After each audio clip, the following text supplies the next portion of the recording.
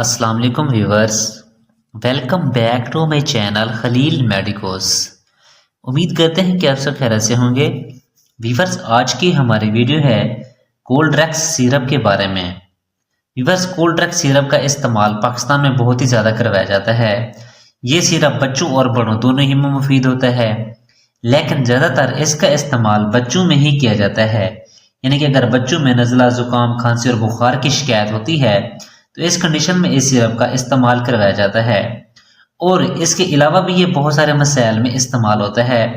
किन किन मसाइल में इस्तेमाल होता है वो मैं आपको मज़ीद आगे चलकर बताता हूँ।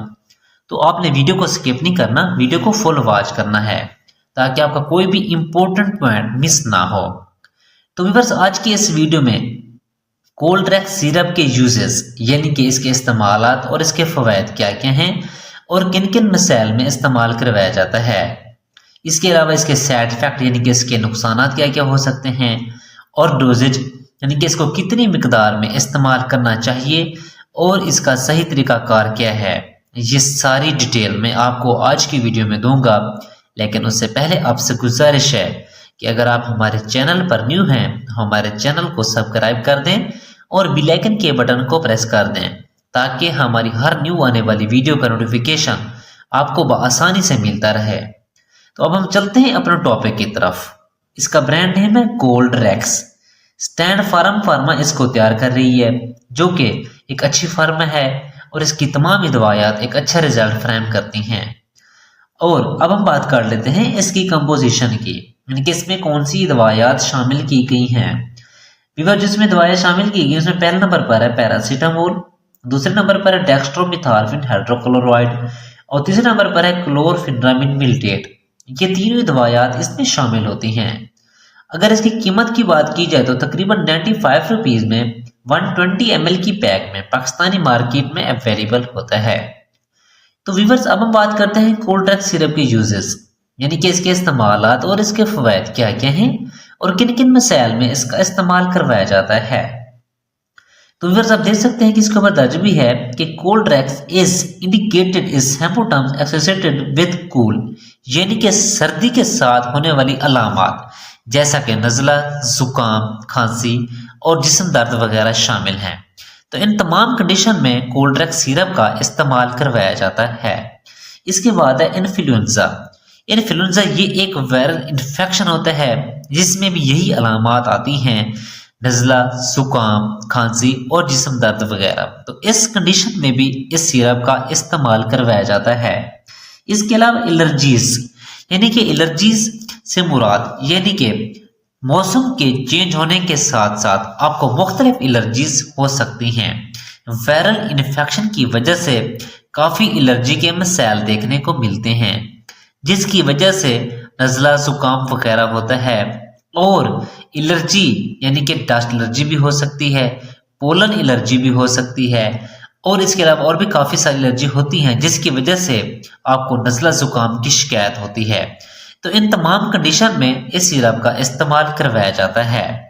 इसके अलावा इसके बाद other upper respiratory tract disorder such as coughing, यानी कि इसके निज़ाम तनफ़ुस यानी कि जो सांस लेने का अमल है, जो इसमें ऊपर वाला जो हिस्सा होता है यानी कि जो आपका नाक, लैरिक्स, फेरिक्स, अगर इनमें भी कोई प्रॉब्लम हो जाती है यानी कि जिसकी वजह से आपको नज़ला, जुकाम, खांसी वगैरह होती है, इस कंडीशन में भी इस सिरप का इस्तेमाल करवाया जाता है। इसके अलावा कफिंग यानी कि खांसी और उसके बाद है फीवर से मुराद यानी कि बुखार और उसके बाद है नेजल एंड सिनुसिस कंजेशन, यानी कि अगर नाक की कंजेशन या फिर अगर आपकी सांस की तंगी यानी कि जो नाक का बंद हो जाना भी इसको कहते हैं। उसके बाद है जी रनी नोज यानी कि नाक का बहना, वाटरी आइज यानी कि आंखों से पानी का बहना। उसके बाद है हेडेक यानी कि सर दर्द और बॉडी एच यानी कि आपके जिस्मानी थकावट वगैरह। और इसके बाद है सोर थ्रोट यानी कि आपका गला खराब हो सकता है या फिर गले में यानी कि गला आपका खराब हो सकता है या फिर गले में खराश वगैरह हो सकती है।